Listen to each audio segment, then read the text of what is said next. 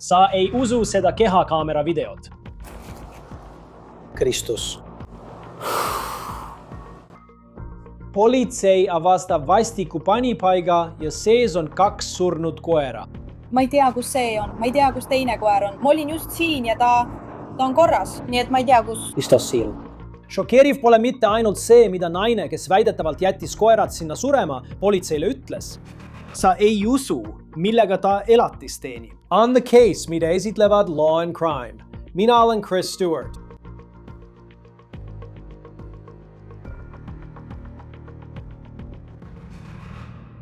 Kuidas saab keegi looma maha jätta? Selles juhtumis jäeti 2 looma, ausalt öeldes, metallkasti lõksu keset suve Floridas, päeval, mil kuumuse indeks oli umbes 35 kraadi. Selles süüdistatakse naist, kes tegi seda 2 koerale. Mõlemad surid ning politsei sõnul leiti üks neist surnuna ukse lähedalt, mis oli lukus, kui politsei sisse tuli.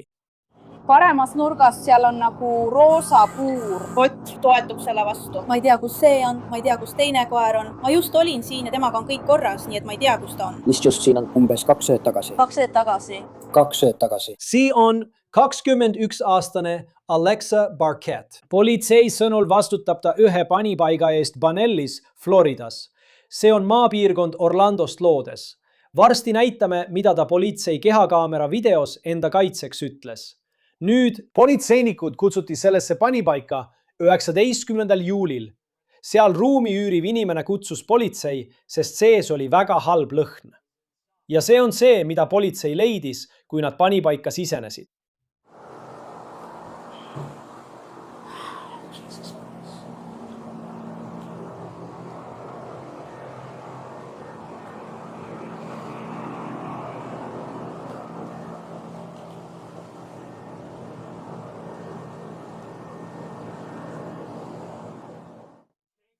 Õnneks me ei tunne ekraani kaudu lõhna, sest väidetavalt oli see kohutav.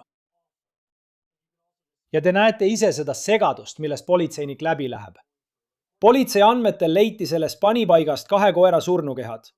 1 koer oli mustas kotis. Ja siis oli veel 1 koer, kes oli ukse juures. Mustas kotis olnud koer oli 5-aastane must labrador. Ja ukse juurest leitud koer oli 2-aastane must labrador nimega Karma.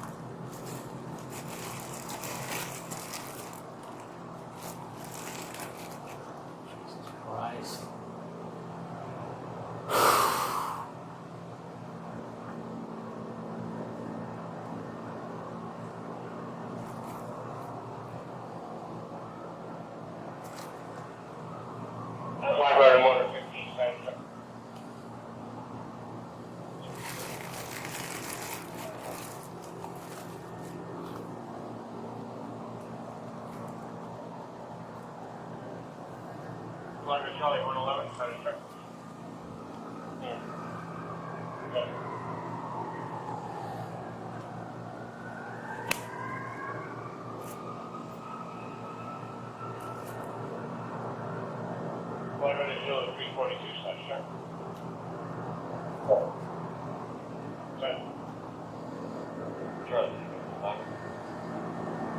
Charlie, 812, Pop alla 450.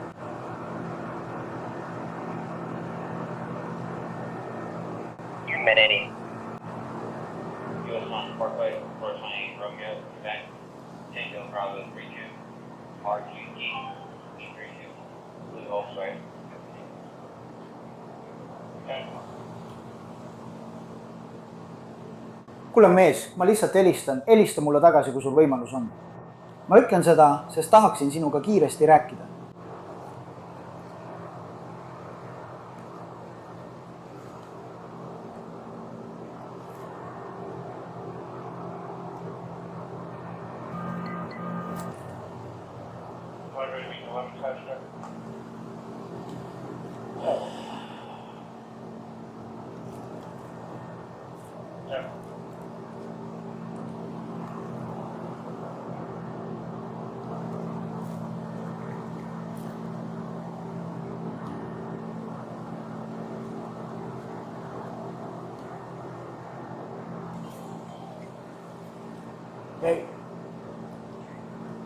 Jaa, see olen mina.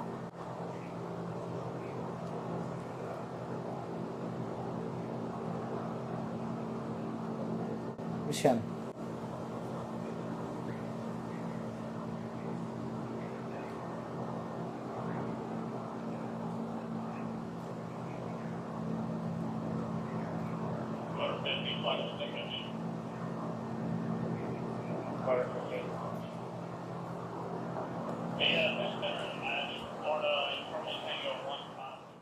Politsei sõnul oli kuumuse indeks sel päeval, kui nad läksid panipaika 96. Seal töötas küll konditsioneer, aga politsei sõnul ei tulnud sealt külma õhku välja. Ja see on lihtsalt kohutav ja südantlõhestav mõelda, mida need kaks looma pidid läbi elama. Ja sa pead ka mõtlema, mis inimene jätaks nad sellisesse olukorda. Nii et kas sa ütleksid, et ajast, mil sul laps sündis kuni praeguseni, mitu korda arvad sa, et keegi, kas sina või keegi teine on siit läbi käinud?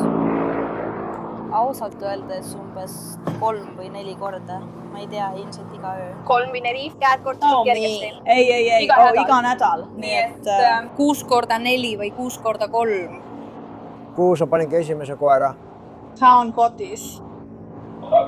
Paremas nurgas nagu. Seal on Rosa Poor. See on 21-aastane Alexa Barkett. Väidetavalt oli tema selle pinna üürnik, kus nende 2 koera surnukehad leiti. Nüüd ütleb Barkett, et 5-aastase koera nimi oli Eva ja see oli koer, kes leiti kotis. Tegelikult leidis ta koera paar päeva varem surnuna. Ta ütleb, et leidis selle koera paar päeva varem surnuna, kuna nende panipaikade kompleksi omanik helistas talle, sest teised üürnikud kaebasid tema panipaigast tuleva lõhna üle. Nii läks ta seda koristama. Ta vastas, et üks tema koertest oli surnud. Ja selle asemel, et viia see koer kuhugi mujale, välja sellest panipaigast, kohtutoimikute kohaselt pani ta koera lihtsalt musta prügikotti. Ta ütleb, et ta toitis teist koera, Karmat, kes oli selles panipaigas. Siis ta lahkus. Ja see tein koer, nimega Karma, 2-aastane must labrador, sureb paar päeva hiljem, kui politsei selle kõik avastab, kui nad lähevad panipaika. Pärast seda. Keegi teine, kes seal ruumi rentis, kutsus nad sinna, sest tundis lihtsalt kohutavat lõhna, mis seest tuli. Nüüd Alexa ütleb politseile, et ta ei olnud saanud tihti sinna panipaika minna, kus ta neid 2 koera hoidis, sest 6 nädalat varem oli tal vastsündinu, nii et tal oli palju tegemist. Ta mainis ka, et tal oli sünnitusjärgne depressioon. Ta ütles, et tal käis keegi teine koeri kontrollimas ja ta ei teadnud, et kõik see toimub. Siin on veel, mida ta politseile rääkis ja kui sa seda kuulad. Ausalt öeldes ole valmis selleks, kui ma ütlen sulle, millega ta näib elatist teenivat, sest kui me selle teada saime, vajusid meie lõuad lahti. Ma ei tea, kus teine koer on. Ma just olin siin ja temaga on kõik korras, nii et ma ei tea. Mis tähendab just siin? 2 ööd tagasi. 2 ööd tagasi. Jah, nii et mitte ainult, aga... Teist koera nägid. Mis on selle teise koera nimi? Karma. Nii et ma ei tea, kus ta asub. See on see, jah. Karma. Kui vana on Karma? Kaks. 2 ja mis ta on? Must Labrador. Ja mis tõugu on esimene koer? Veel üks must Labrador. Ja ta oli umbes 5-aastane. Ja mis ta nimi oli? Eva. See oli see väga, eks? Banaan. Aga ma muutun vägivaldseks. meil on see ju kontrolli all olnud, eks, alates 51 aastast. Siiani.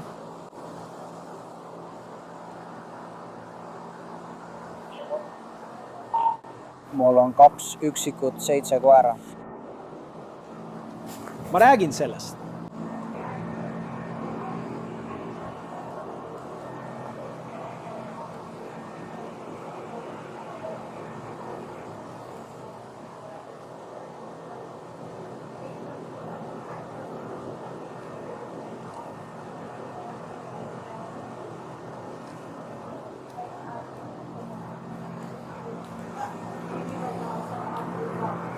Teasest. ja ma ei teadnud. ei olnud elus. meie. noh, me räägime kõigest, mis puudutab lund ja kõike sellega seonduvat. õues koos nahjidega ja siis kõik, kellega olen rääkinud, on öelnud, et nad on siin koeri kuulnud, aga kui me koputasime, siis me ei kuulnud neid üldse. Nagu ma ütlesin, ma ei teadnud. Ma ütlesin teile, et seal sees on lahtine koer. Mida ma temaga teen? Ma ei oodanud, et asi nii kaugele läheb. Ja see oli esimene kord, kui ma kuulsin sellest kakast. Sama asi juhtus minuga, aga ma olin siin. Ja siis järgmisel päeval sain kõne. Kuule, siin on imelik lõhn. Ja ma mõtlesin, las ma lihtsalt koristan selle kaka ära. Ma koristasin kaka ära ja siis tulin siia sisse. Ja ma mõtlesin, et see pole kaka. Olgu, niisiis, lähtudes kõigest sellest, mida me... Praegu sa ei ole arreteeritud, aga sa jääd turvalisuse huvides meie juurde, kuni me selle välja selgitame. Ja see on korras. Pööra nüüd ümber, pane käed selja taha. Poisid.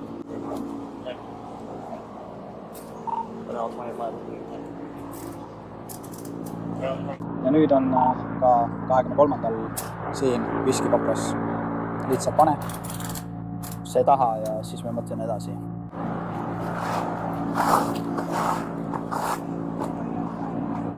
Lähme siis. Ma ei tea, mis see on, aga ma ei...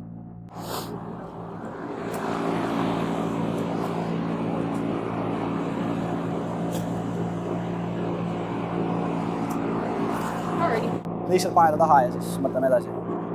Seal. Olgu, ma viin sul lihtsalt oma autosse, seal on koht, kus sa saad korraks istuda, seal on konditsioneer ja nii edasi. Loodan, et sul pole selle vastu midagi, eks? Okei.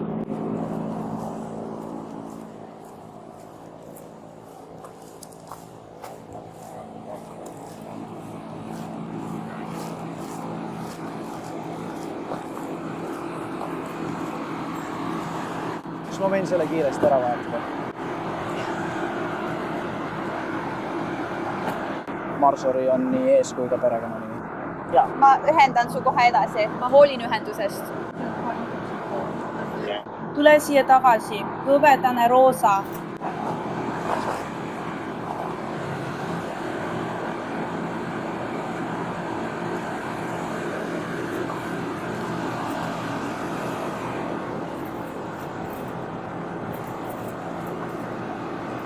Võid valida ükskõik millise neist. Hästi.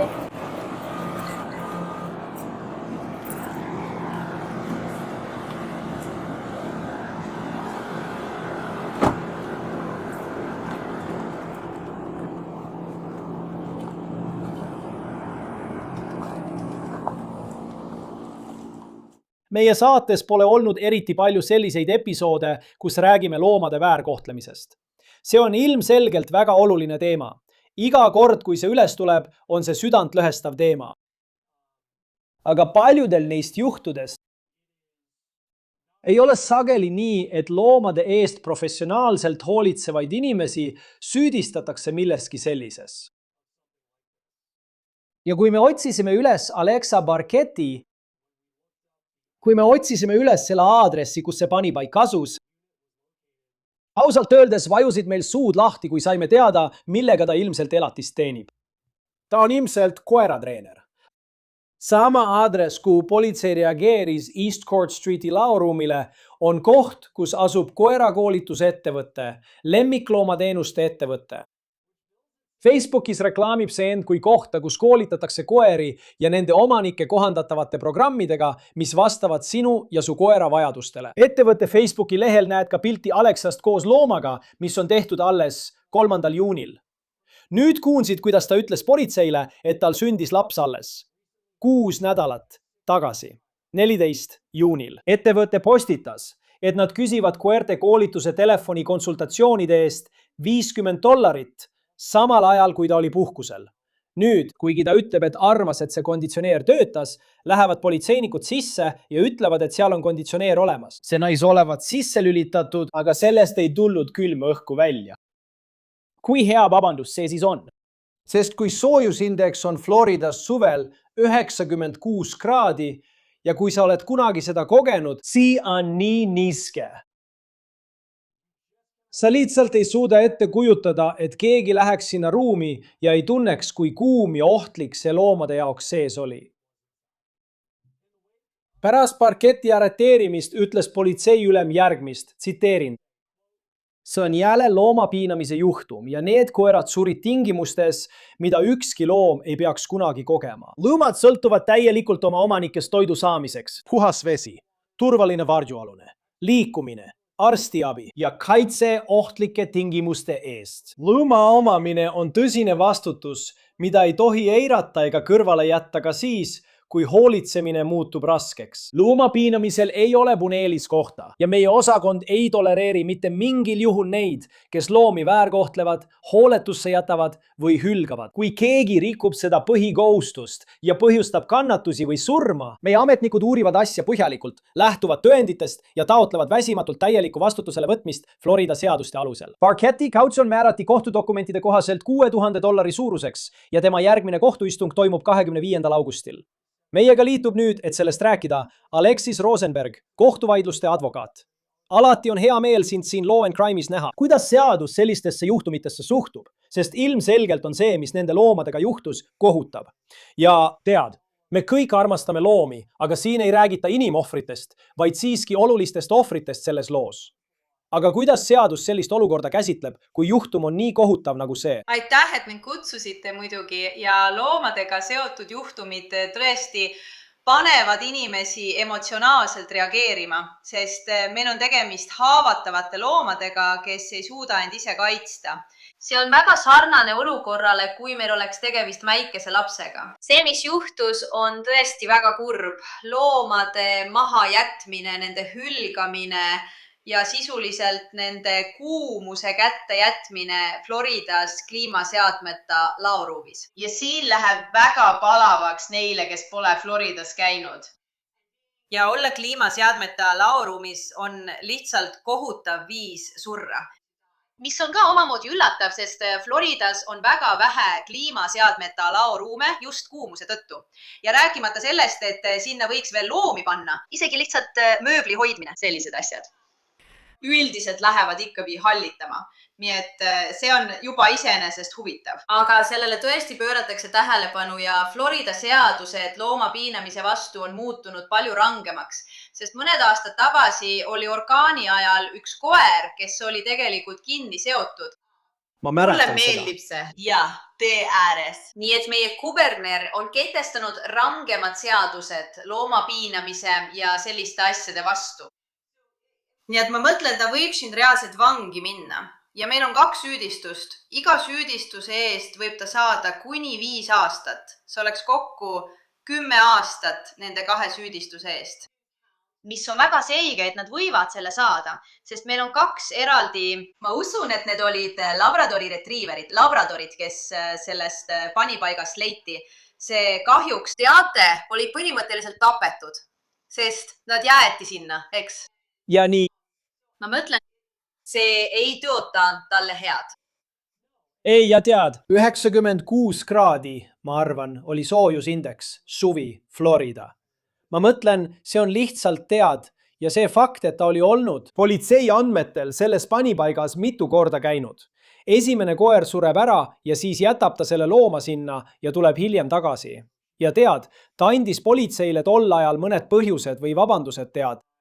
Miks ta seal rohkem ei käinud. Ma mõtlen ka selliste juhtumite puhul nagu loomade väärkohtlemise juhtumid, kui tihti sellistest juhtumitest ei teatata. Tead, kellelgi on lemmikloom, meil kõigil on olnud lemmikloomad, eks, kes on ära surnud ja see lihtsalt juhtub. Ning see ei ole nagu inimese puhul, kus sa annad sellest teada näiteks kohtuarstile. Ja ma lihtsalt arvan, et antud juhul see, tead küll, selle panipaiga üürnikud, tead küll, neil oli probleem selle lõhnaga. Ja nad kuulsid, kuidas koerad seal haukusid. Nagu. Mitte, et see oleks hea, et see nii läks. Aga see on ka täiesti võimalik. Ta oleks võinud lihtsalt kohale tulla, koerad ära panna ja keegi poleks kunagi teada saanud, ma arvan. See toob väga hea mõtte esile, Chris. Ma mõtlen, nad kuulsid koeri haukumas. Miks loomakontrolli sinna rohkem ei kutsutud? Miks see oli ainult nii? Ainult üks kord, kui nad välja kutsuti.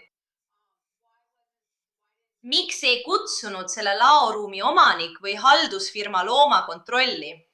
Ma olen kindel, et see rikub selle laoruumi tingimusi. On kuidagi kurb, et neid varem välja ei kutsutud, et seda poleks juhtunud. Mulle tundub, et siin toimub midagi enamat. Tavaliselt kuuleme loomade väärkohtlemisest, näiteks kui keegi teeb loomale liiga või jätab koera orgaani ajal kuhugi kindi seotuna. See kõlab nagu midagi enamat, kas ta oli kodutu? Väidetavalt oli seal ka konditsioneer, aga see ei puhunud külma õhku. Mul on tunne, et siin on midagi veel, kas meil on tegemist vaimse tervise probleemiga. Ja üks asi, mida sageli loomade väärkohtlemise juhtumite puhul tehakse, on see, et ohus võib määrata psühholoogilise testi. Nad võivad määrata psühholoogilise nõustamise koos sellega, et inimene ei tohi enam kunagi koera või üldse looma pidada. Mitte kunagi. Tavaliselt on see siiski pikemaks ajaks, näiteks vähemalt 5 aastaks, aga see võib kesta ka kauem. Teate, kas selles olukorras toimus midagi enamat, sest piltide peal tundub, et seal on diivanid sees ja see, kuidas need on paigutatud, ei ole tavapärane panipaiga jaoks. See näeb peaaegu välja, nagu keegi oleks seal elanud, nagu ta oleks osa ajast seal elanud. No jah, ja ma tean, et tema tundub. Ja vahetult enne, kui me alustasime, ma nagu leidsin selle, et ta töötab ilmselt koeratreenerina, võib-olla kõrvaltegevusena, mis ühelt poolt paneb mõtlema, et kuidas see äri edasi läheb. Aga teisest küljest ma ka mõtlen sellistel juhtudel nagu ilmselgelt, kui me räägiksime inimohvritest, oleks see üleriigiline uudis, kui keegi niimoodi sureks. Ja lisaks sellele mõtleksin ma näiteks lahangutele, mis tehtaks, uurimisele, mis toimuks, selle uurimisele. Näiteks loomade väärkohtlemise juhtumi puhul, kui palju tööd, mitte et see oleks pingutus, aga kui sa oled prokurör, siis sul on palju käsil. Nagu, kui palju aega ja vaeva sa sellesse juhtumisse paned, kui on vaja kedagi süüdistada ja tagada, et nad tunneksid seaduse täit rangust, võrreldes näiteks inimeste juhtumitega, kus seda kindlasti tehakse. Kuidas prokuratuur sellist loomade väärkohtlemise juhtumit käsitleb ja kuidas nad otsustavad, milline on edasine tegevusplaan ning kui palju vaeva nad tahavad selle uurimisse tegelikult panna. Nii et Floridas ei pea osariigi prokuratuur tõestama, pea meeles, loomade väärkohtlemise puhul ei pea tõestama, et loom tapeti. Seal on palju vahepealseid variante, nii et nad ei kuluta sellele sama palju raha ega aega, kui nad teeksid seda siis, kui tegemist oleks inimesega või lapsega. Aga seda öeldes ma mõtlen, et meie jaoks on see loomade väärkohtlemise seisukohalt üsna selge juhtum, sest see oli tema panipaik. Ma usun, et see oli selge. Loomad leiti sealt, neil on tõendid, ma eeldan, et tema tuleku ja mineku kohta on olemas video. Ma olen kindel, et selle kohta oli mingisugune videovalve. Ja siis loomad on seal sees ja nad on surnud. Nii et nad ei hakka, see ei ole nii, me ei hakka sinna kohtuekspertiisi meeskonda kutsuma. Me ei hakka saatma tõendeid kohtuekspertiisi meeskonnale. Võib-olla nad saadavad selle uurimiseks, et teada saada surma põhjuse, aga võib-olla ka mitte. Antud juhul tõenäoliselt mitte, arvestades selle ümber olevat tõendusmaterjali. Tead küll, kuna tal oli see panipaik ja kõik muu sellega seonduv, aga tulles tagasi sinu eelmise küsimuse juurde. Tead küll, kui tihti me ei taba või inimesi ei arreteerita loomade väärkohtlemise eest. Väga tihti, sest nagu sa ütlesid, ei tehta seda. Ei ole surmatunnistust, kui sinu loom on surnud. Ja antud juhul üks neist koertest oli tegelikult mustas kilekotis. Ja sa oled juba surnud. Nii et see ütleb, mida ta kavatses selle kotiga teha. Tõenäoliselt kavatses ta selle konkreetse koera surnukehast vabaneda. Ja ta ei kavatsenud teatada, kuidas see juhtus.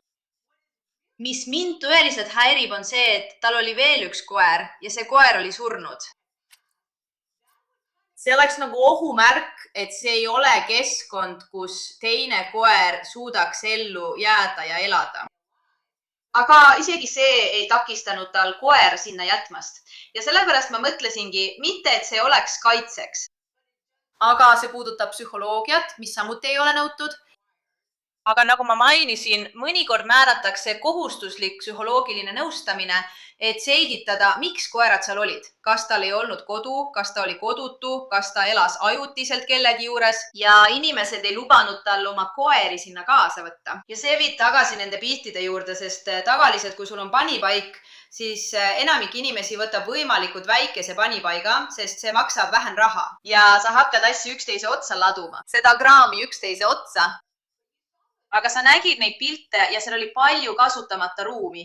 Diivanid oli paigutatud nii, nagu sa istuksid neil, nagu inimene. Ja see polnud korraldatud nii, nagu sa tavaliselt paneksid asjad hoiuruumi, kui sa ei oleks mingil hetkel tegelikult seal hoiuruumis elanud. No ja ma ei tea, see on lihtsalt kuidagi huvitav sellistes juhtumites, millest me tegelikult ei tea. Tead, me ei räägi alati loomade väärkohtlemise juhtumitest, aga selles juhtumis on visuaalid ilmselged ja detailid lihtsalt, see teeb sellest loo, millest me peame rääkima. Ja huvitav on vaadata näiteks kommentaare internetis ja tähelepanu, mida see lugu saab. Ma mõtlen, see viha, mida inimesed tunnevad selle pärast, mis nende loomadega juhtus. Aga samal ajal ma mõtlen see juhtum saab rohkem reaktsiooni kui mõned mõrvajuhtumid millest me räägime, mis on lihtsalt huvitav, sest see on tead. Ja ma ei ürita avada seda ust, et kelle elu on olulisem, kas koera või looma oma. Aga see on omamoodi huvitav. Ma arvan, arutelu, milles ma olen kindel. Ja kui sa räägid näiteks Floridast, kuberner DeSantisest, mõnest seal vastu võetud seadusest, mis tõstavad lati kõrgemale inimeste vastutusele võtmisel, sest meil kõigil on loomade vastu emotsionaalne reaktsioon ja armastus. Aga samal ajal sa nagu tasakaalustad seda. Tead, ressursse, mis sul võivad olla, ma arvan. Kris, sul on õigus. Loomad, see on huvitav, et nad tõesti kutsuvad esile nii palju emotsioone, võrreldes sageli sellega, kui sureb inimene.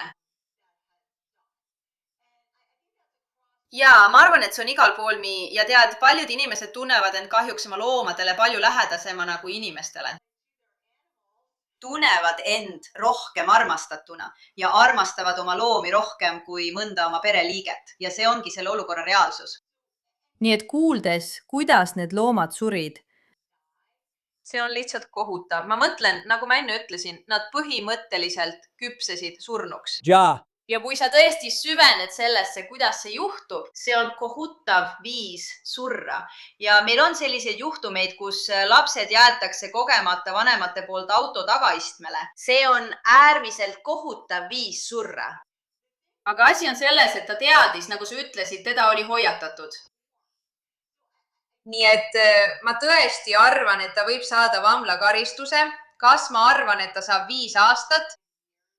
Ei. Ma ei usu, et ta saab ka 10 aastat, aga ma arvan, et ta võib siiski saada vanglakaristuse selle hoiatuse tõttu, sest isegi kui ta läheb kohtusse ja kaitseadvokaadina lähed sa sinna ning hakkad seda väitma ja just sellele ma tahtsingi jõuda, et see oli olukorrast tingitud asi. Ta lihtsalt juhtus mööda minema, ta nägi koera, ta jättis toitu, koer sõi selle toidu ära, tal oli konditsioneer, ta ei teadnud, et konditsioneer oli üles öelnud ja on suur tõenäosus, ma ei tea, kui kaua nad haukumist kuulsid, aga kui nad kuulsid haukumist päris kaua, siis pidi see konditsioneer mingil hetkel töötama või nad oleksid püsinud palju varem. Need on mõned asjad, mida kaitseadvokaat hakkab uurima. Kuid teate, me hakkame vaatama, kas see vastab. Ma mõtlen, et see toidu teema, mille te tõstatasite, need väiksemad süüdistused, nende puhul on süüdimõistmist lihtsam saavutada. Tõesti, millal see konditsioneer lakkas töötamast? Aga jälle, meil on esimene koer, kellest ta teadis, sest ta pidi minema. Me usume,